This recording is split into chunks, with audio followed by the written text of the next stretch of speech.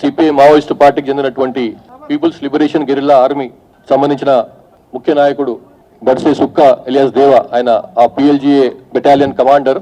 ఆయనతో పాటుగా 17 మంది పిఎల్జిఏ సంబంధించినటువంటి అజ్ఞాత మావోయిస్టులు ప్రభుత్వం ముందర తెలంగాణ ప్రభుత్వం, తెలంగాణ పోలీసులకు సరెండర్ కావడం జరిగింది. ఇందులో ఈ సిపిఐ మావోయిస్టు పిఎల్జిఏ చాలా ప్రముఖమైనటువంటి పాత్ర పార్టీలో పోయించినటువంటి పిఎల్జిఏకి చెందినటువంటి కమాండర్ ఆయన బడ్సే సుక్క ఎలియాస్ దేవా ఎలియాస్ దర్శన్. ఈయనది పువ్వర్తి గ్రామం, కొంటా పిఎస్, సుకుమా జిల్లా. ఇదే same village from where Hidma యొక్క స్వగ్రామం ఇది కూడా.